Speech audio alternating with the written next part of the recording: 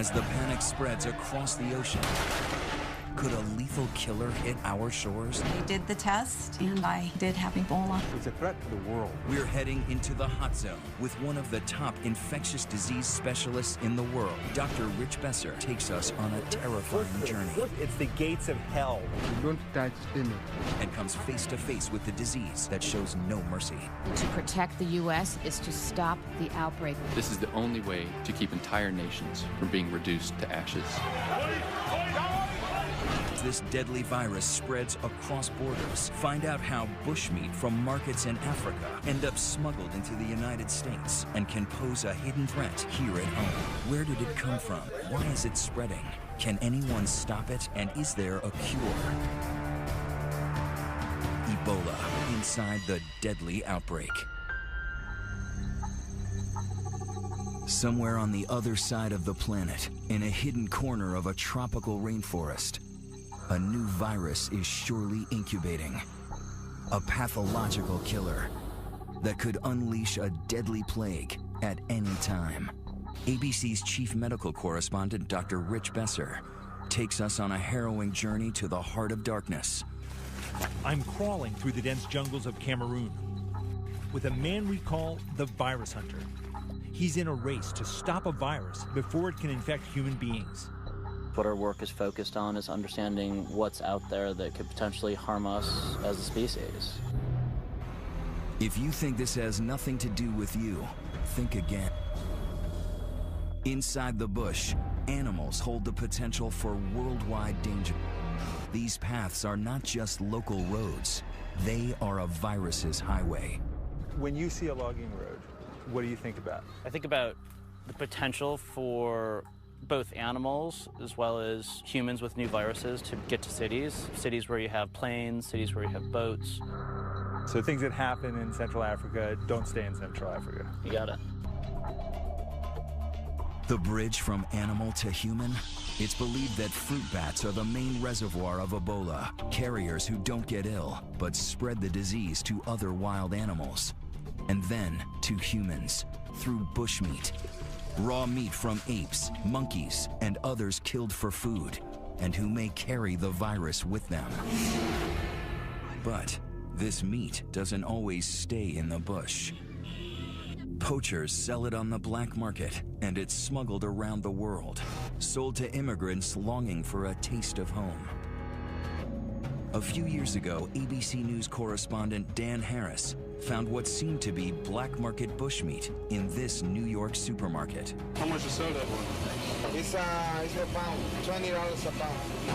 Oh, $20 a pound, that's too much, man. Oh, man. I mean, so this seems to indicate that this stuff is not hard to get.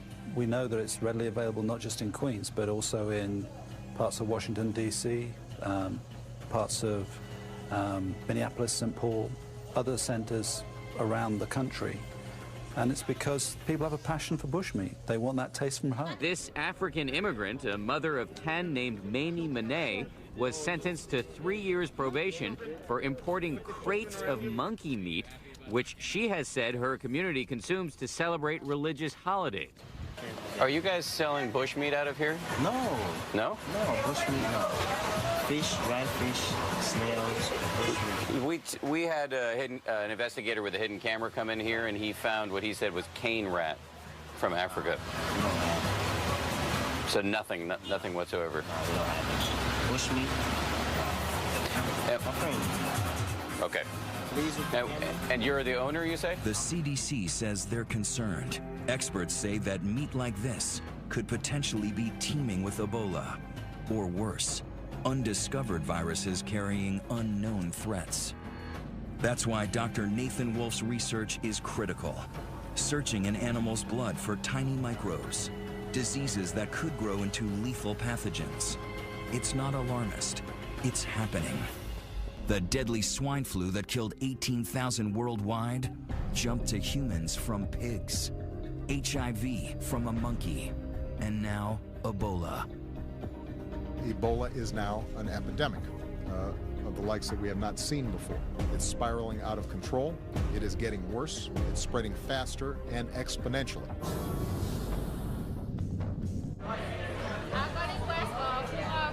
Ebola's hit the hardest? Okay. Liberia, the epicenter. Not a lot of flights coming into Monrovia, and those that are coming in, they're screening everybody for Ebola. Surreal, uneasy, in the grips of something awful. Monrovia, Liberia is a capital under siege by the deadliest Ebola outbreak in history. Doctors and relief workers suited up like spacemen make their way through the streets in a race to contain the virus that so far they've been unable to stop. What government wants to do is to find out who are those that are sick so we can treat them. So they basically are checking who can come in and out of West Point. Only people with aid supplies and medical staff can go in and out, and soldiers. ABC News reporter Carrie L. Doe is Liberian-American, and she's been filing reports from a neighborhood here. How many bodies have you picked up today? Roughly for 11 bodies. Where thousands are under quarantine, she has watched as fear turned to despair, despair to anger, and then pandemonium.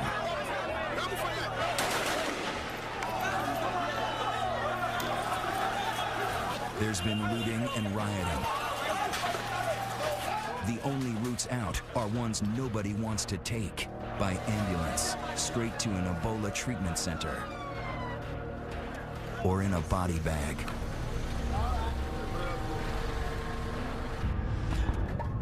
Liberia is a country founded by freed American slaves.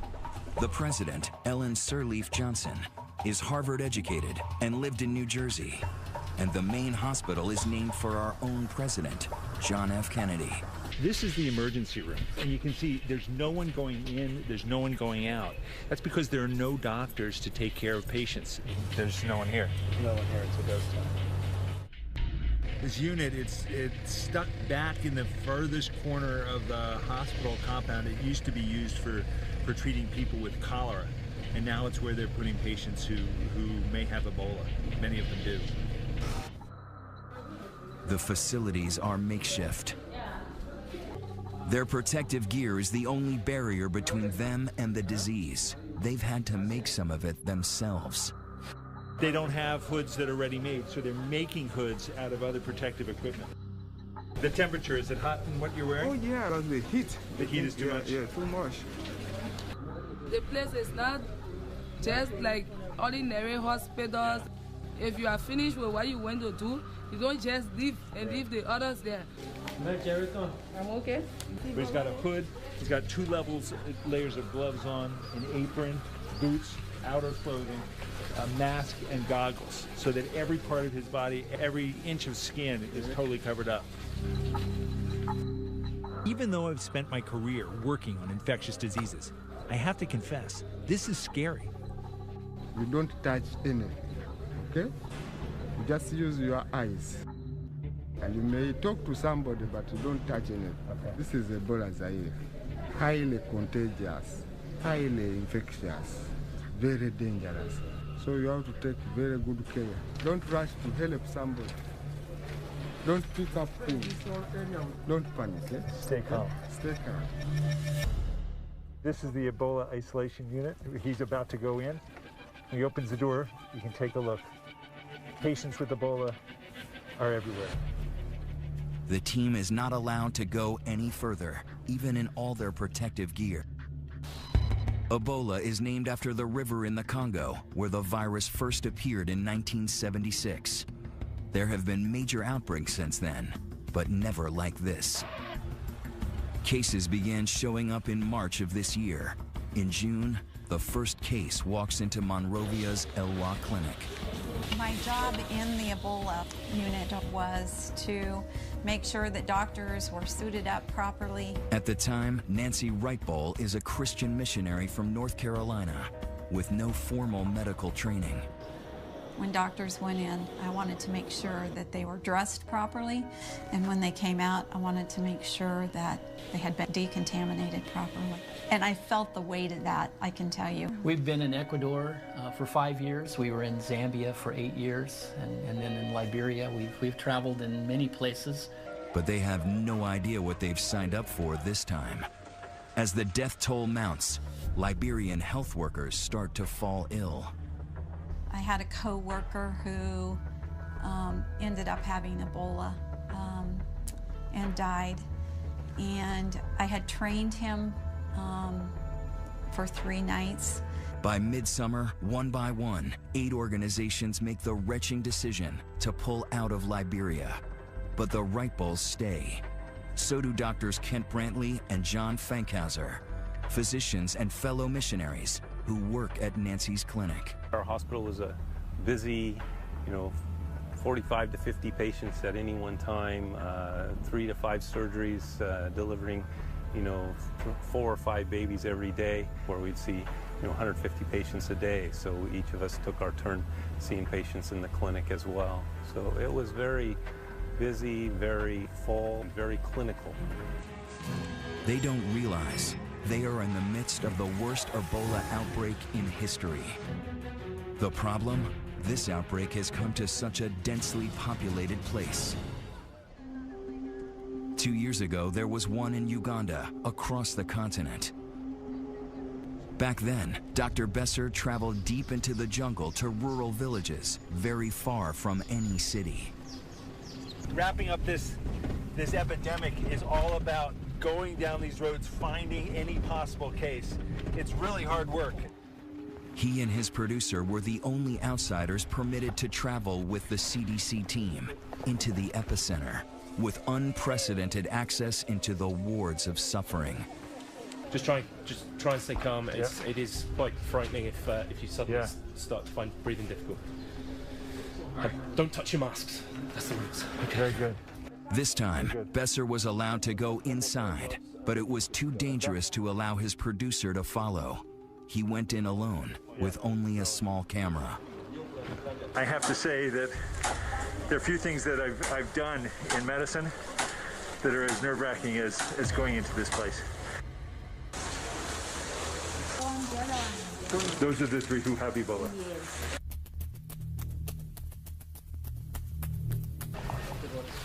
I'm doused with bleach again and again. It's hot in there. This outbreak was ultimately brought under control. Its isolation made it more possible to contain. But Ebola didn't go away. It may have been as early as December that this latest strain came out of the jungles in Guinea, along the open borders of 3 countries. And when it hit Liberia's biggest city, it exploded with a vengeance. Ebola travels through contact with bodily fluids, blood, diarrhea, vomit. And this is what makes this outbreak so dangerous. In an urban area with people packed on top of each other, Ebola has been almost impossible to stop. This is not just a threat to Liberia. This is not just a threat to West Africa or Africa. It's a threat to the world. If we don't turn it around, for every day it continues to spread, there's more and more risk of spread to other countries in Africa, other countries around the world. There is no way we can seal off and isolate a country, even if we wanted to. The real fear is that it could mutate into a smarter virus, turning airborne. It could infect with a single sneeze, as millions of lethal pathogens fly through the air. In airports, crowded subways, children's playgrounds. A global pandemic that knows no borders. Coming up, a call to action. We have to move with force. As the virus turns on the American volunteers, brave enough to stand in its way. Really pretty sick. So they did the test. I did have Ebola.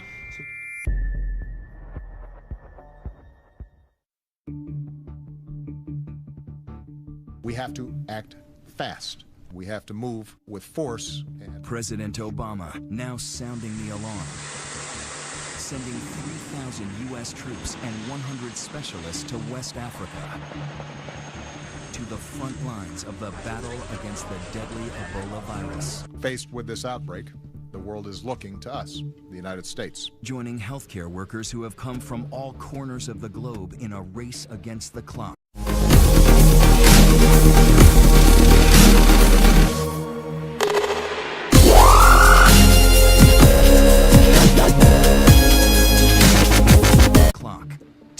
back the pandemic. Will we see Ebola in America? I can't predict the future. What I'm sure of, and what's happened already, is that people have come from parts of the world where they might have been exposed and they've had fever. So we have to be prepared. We have to be prepared to test, to isolate, and to respond. Already, Ebola is in 5 West African countries. The epicenter, Monrovia, Liberia. At the request of the Liberian government, we're going to establish a military command center in Liberia to support civilian efforts across the region. Henry Gray is running logistics here for Doctors Without Borders. So this is a 240 square meter tent. Building clinics here as fast as they can. This group is on the front lines of every health crisis in the world, but even they are overwhelmed. How much room do you have now in the 120-bed unit? The 120-bed unit is full. It's full? Full. And the patients who come here who need care? Unfortunately, we have quite high mortality amongst the patients, so that frees up space. Before this outbreak, what's the largest center you've ever designed? Earlier in this outbreak in West Africa, I think we went up to about 80 beds, but prior to that, around 40 beds. 40 beds? Yeah. And here, 10 times that? 10 times. Is the virus winning? The world has never seen Ebola as we're seeing it now, and the challenges are enormous. Ebola is sneaky. The first symptoms look just like flu or malaria. Achy muscles, a headache, fever. The patients have probably delayed coming in, tried to convince themselves they don't have the virus. Going into the triage unit here at JFK Hospital, that's where they try and sort out whether a patient coming in has Ebola or something else. They're having diarrhea, stomach pain, vomiting, some are bleeding from the mouth. Another person is bleeding from the injection sites. And how will you know if that's Ebola or something else? Because majority of them have interacted with people who died. All along the way, they're spraying with chlorine so that if there have been any Ebola leakages, they're killing it with the bleach. So what happened? One of the patients just died from the chair just on arrival. Spent here like 20 to 30 minutes. So by the time they get from triage into the building, some of them have died. Yeah. And Ebola can kill you in so many ways. Severe dehydration, your kidney and liver shuts down. You may even bleed to death. The sheer number of cases coming in make it very dangerous for those patients who don't actually have Ebola. They're sitting near the patients who are sick. Is that a problem? Well, once they bring somebody who doesn't have an infection in here, then they have exposed that person. But we take so many precautions inside there. Yeah, but for the patients who come in, if he didn't have Ebola before, he may have it now. Yeah, the risk is high. We are spraying all the time, and we limit movement. We don't have enough space where to put this. Yeah. That's why there's too many patients. Yeah. You need more space, more treatment facilities. We need more beds.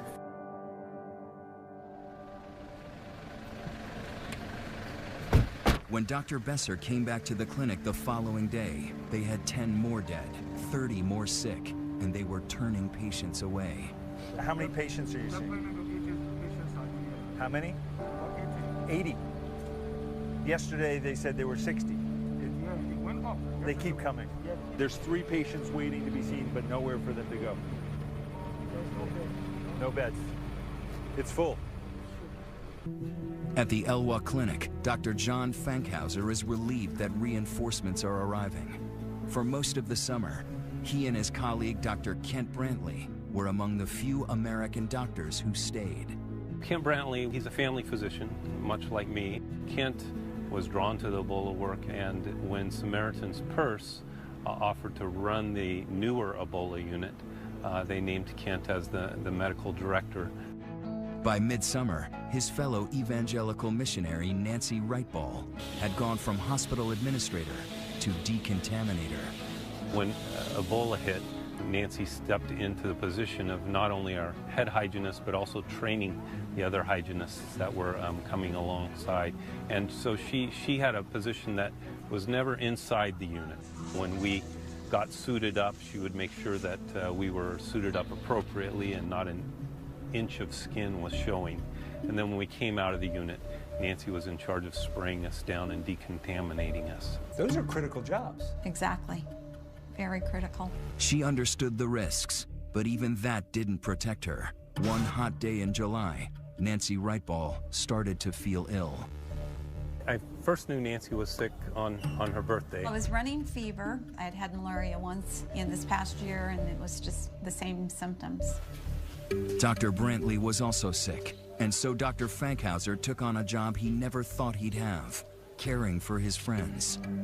Kent became ill the day after Nancy became ill, and I found out about it after he had spent a day at home, and he had fever for about 12 or 14 hours solid, and I was concerned. The next morning, Ken contacted me and was actually doing worse. By Saturday, I was still not doing very well, and the doctors came back and said, Nancy, we don't really think you have Ebola, but we want to do the test anyway just to set everybody's mind at ease.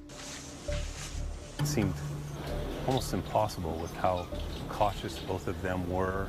We were really trying to convince ourselves that this was some other form of illness, maybe dengue fever or some other type of illness that would be mosquito-borne or could have infected him and caused similar symptoms. And still ahead, an experience that becomes all too real for American caregivers working here. It was a fire straight from the pit of hell. They weren't sure I would even make it to the U.S. And then, is there a cure? Ebola inside the deadly outbreak.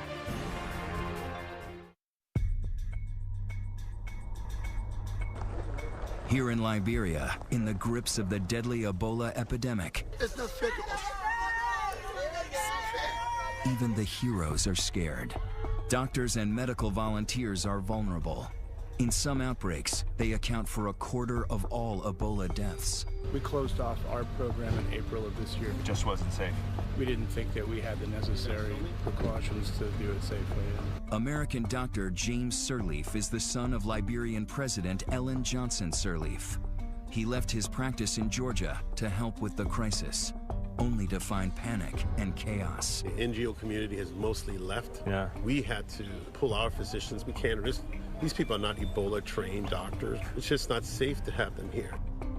While others pulled out, many of those who stayed were missionaries. And by early August, Americans Dr. Kent Brantley and Nancy Wrightball had serious symptoms. How do you tell the love of your life that they've contracted a deadly disease and that there's, a chance, a great chance that she might not survive? It fell to Nancy's husband, David, to deliver the diagnosis. He said, I want to tell you that Kent, Dr. Brantley, his Ebola test has come back and it's positive. It was hard to hear that. And then David said, and Nancy, you have Ebola also. The odds are not good. Among Liberians, more than half of those with the disease are dying. There is one slim hope. A new drug called ZMapp still being tested on monkeys. Dr. Brantley is the first human patient. Their charities hire a plane to transport them home over 4,000 miles in a specialized medical isolation pod, sealed to protect everyone on board. When I got on the flight in Liberia, I wondered if I would ever see David again. We felt like it was pretty critical. I don't remember much of the flight at all. Pretty dehydrated, really pretty sick. They weren't sure I would even make it to the U.S. They are taken to Emory University in Atlanta, a different medical universe. One of 4 high-tech centers in the country designed to handle the most deadly and contagious diseases. People who say that you should not have been allowed back in the country, it's just too dangerous. What do you say to that? I would say that in coming back into the country, we understand the concern for public health. Having said that, there have been established procedures and protocols that we took very great care in observing. Most important, Nancy is isolated from everyone, even her own husband. It's a really lonely place to be. We put our hands on the glass, and you know, I told her again, she's the most beautiful woman I know. It is her family and faith that got her through. I think one of the scripture, it's a psalm that so many people know, that the Lord is my shepherd. And yea, though I walk through the valley of the shadow of death, I will fear no evil. Some Americans say that you had no business being over there. It's too risky. We went to serve, but when you go to serve, you count the cost, but you lay it down. You lay down those fears, you lay down what you think might happen. Then, finally, the news that both the Wright Balls and Kent Brantley have been praying for. They are virus-free. Today is a miraculous day. I'm thrilled to be alive, to be well, and to be reunited with my family.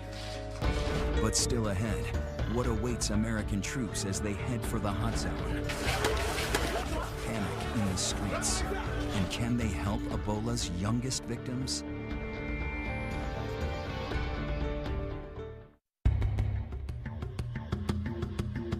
It looks like a war zone. The West Point slum in Monrovia, Liberia. Population over 50,000.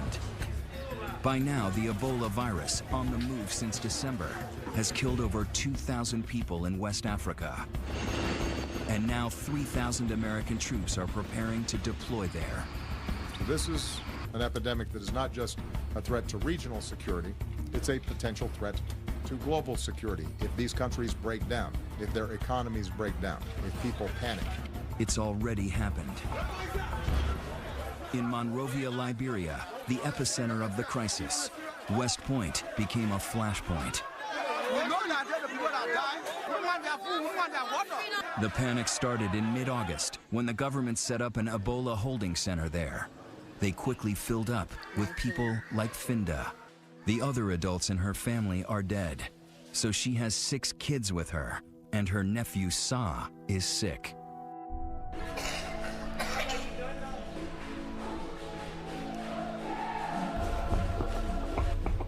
Why are you laying down?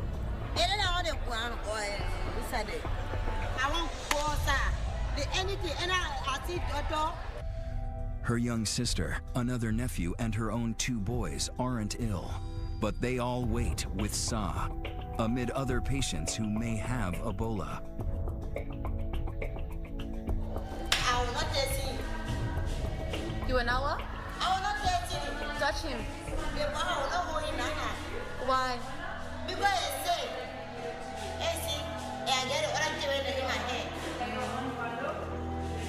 It's so self-full. I'm so self-full, man.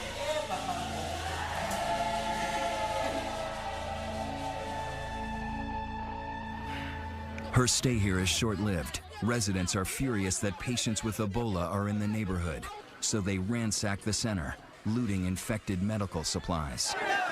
2 days later, the government puts the entire community under quarantine. But the rioting and looting continue. Containing a frightened populace isn't easy. In West Point, the quarantine is doomed from the beginning. There where the string across is, that's where people cannot go past. That's the line. The quarantine line. Yes. And the idea is that the germs will stay on that side of the line. I guess so. Yeah. That's just absurd. Yeah. But when people are scared, they do crazy things. I've never seen a quarantine area like this. They haven't used quarantines like this, where you shut off whole parts of cities, since the Dark Ages. Behind the barriers, there's people who can't come and go. They've been in this compound for 7 days? 8 days. Why? They said they're doing a quarantine. It's like you're in prison. In prison. No movement, nothing. This is someone problem, but they have kept us here, keeping us on a hostage. For some, no food, little water, and no power. Very bad. Very bad. You know, you can't live in a dark place just like you're an animal. Meanwhile, Finda and her children are living on the streets, afraid her house is infected with a...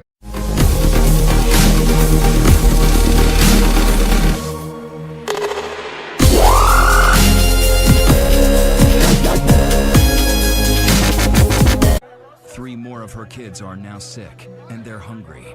But she's also afraid to go to the hospital. So many have died there. They were taken to the hospital today? I don't know. We will take you from here. How many children? 1, 2, 3, 4, 5, 6.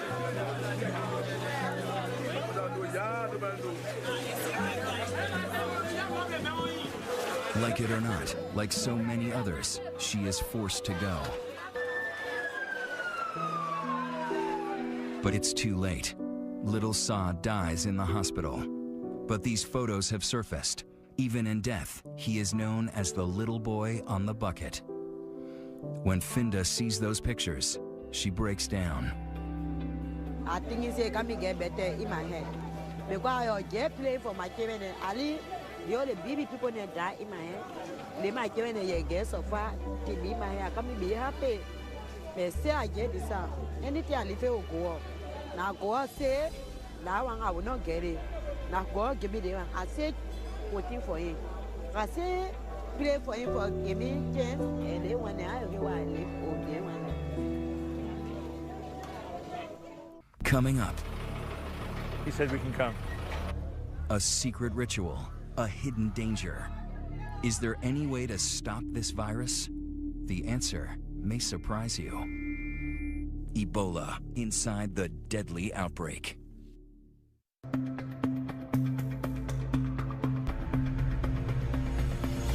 I never thought I'd be in pursuit of death. We're chasing one of the burial teams that's been put in place to properly dispose of people who die from Ebola. But in Monrovia, Liberia, Ebola is spreading uncontrollably. One of the main ways Ebola is spreading in West Africa is through burial practices, the ritual cleaning, the other things that are done around burial. If they can't change that, the feeling is there's no way to control Ebola in West Africa. Officials are on the hunt to find these bodies, test, and burn them before more people get sick. At JFK Hospital, the dead are taken out through the back door. We can come to this side. Yes? We're beckoned in by part of the burial team. He said we can come. Don't touch anything. Don't touch anything.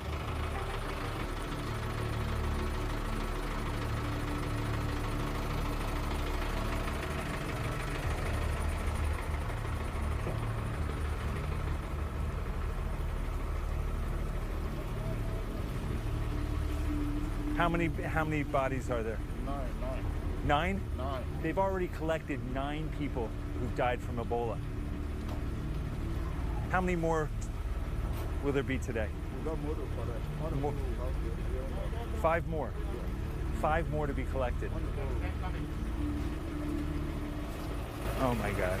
It's the first time here in Liberia that I've really been scared.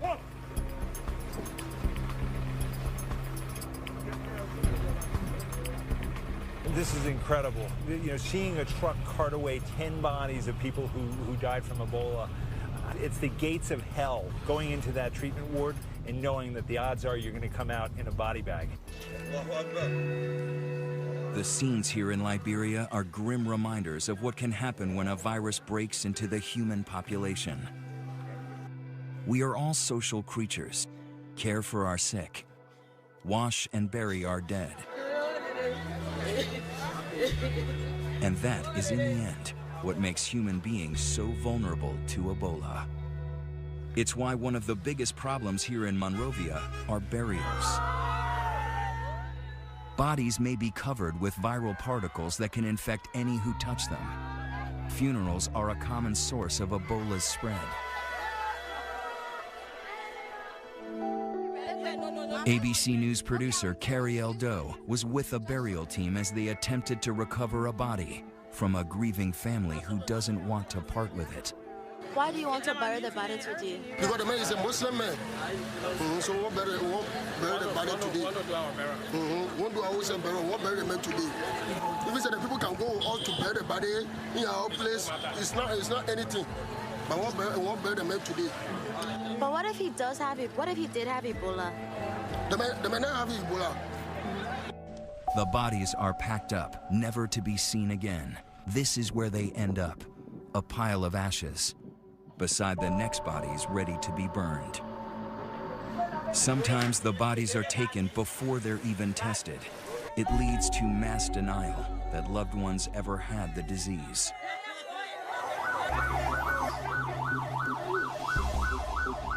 Families so desperate to bury their own that we catch a secret one about to take place to avoid the government carting the body away. Where were you all taking the body? The boys were caught by vigilant neighbors, disgusted that they might spread the disease in the neighborhood, an unforgivable crime. That thing is very, very terrible. For you sitting in the car with that body, it's terrible. They brought all the Ebola for us out. They put in the community straight away, y'all. Precisely what these body collectors are trying to avoid. We're following this blue truck. It's got the head of the burial team. He got word that in one house in this village, 5 people died from Ebola. It's a race against time. Every second those bodies linger, the greater the chance of someone else getting infected. The community here says that the 2 people in this house did not die from Ebola, so they're not letting the burial team in. The Elwa. How many bodies are at Elwa? Eight there. Yes. The burial team is pulling out. They're going to the next hospital where there are many bodies, many people who have died from Ebola.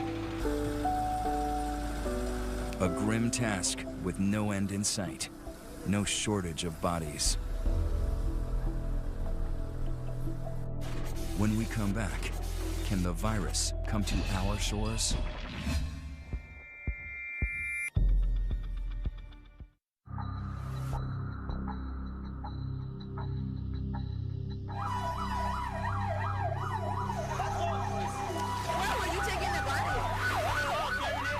It is a fire. It is a fire straight from the pit of hell. We cannot fool ourselves in thinking that the vast moat of the Atlantic Ocean will protect us from the flames of this fire. An impassioned warning from a man who knows Ebola's wrath all too well. American doctor Kent Brantley knows he's lucky. The medicine he took is not a definitive cure for Ebola. Others who were treated with it have died. And as the U.S. puts boots on the ground in West Africa, cases there double every 3 weeks. An already very weak public health system is near collapse in these countries. Patients are being turned away, and people are literally dying in the streets. And it's a struggle to keep infected patients quarantined. This video captures hospital workers trying to subdue a man who ran away from the Ebola ward. Even one case undetected can wreak havoc. A few weeks ago, a Nigerian diplomat with Ebola slipped out of his quarantine and fled to the global oil hub of Port Harcourt, where hundreds of workers from all over the world live. He was secretly treated by a local doctor in a hotel room. That doctor died of Ebola, but not before treating dozens of patients that could have infected others. Now, more than 200 people are being monitored for the virus, leaving all of Nigeria at risk. This matter is big, not just for Americans, for everyone in the world. This is an unprecedented health threat, and if we don't stop it here, we're going to be dealing with it for years around the world. As the world focuses on containing Ebola, there is hope that it can finally be stopped. Scientists are right now racing to develop a cure. The NIH is testing a new vaccine, while Japanese researchers say they've developed a method to detect Ebola in just 30 minutes. And the latest breakthrough, doctors in Nebraska have injected Dr. Rick Sacra with antibodies from his colleague Kent Brantley's blood, and he seems to be responding. The best way to protect the U.S. is to stop the outbreak in West Africa. What can be done to save the lives of people who already have Ebola? We give them the best. There are some who are doing well, like I can call you Croma. Now, there are some who overcome it, like this guy. How are you, my dear? Hello. Come near here. But How are you? Cross the water here. Yeah. How are you doing? You have been here for how long? How many days? 1 week, 1 day today. 1 week, 1 day? Yes. And how do you feel today? I'm okay. Jumping. And when will you go home? I want to go home today. Today? Yes. What do they say? When can you go home? And? When can you go home? When? Now. And a joyful homecoming for Liberian Dr. Philip Ireland, who contracted Ebola after bravely treating so many in his native country. You've survived Ebola? Yep. I've been through hell. Okay, I've seen death, and I walked through the valley of the shadow of death. And just to see the sun and to see the trees and to see my children, my wife, and just to be with them. Right now, I'm very grateful. I'm happy just to be alive. His words echoing a fellow survivor, American Nancy Wrightball. But already unstressed.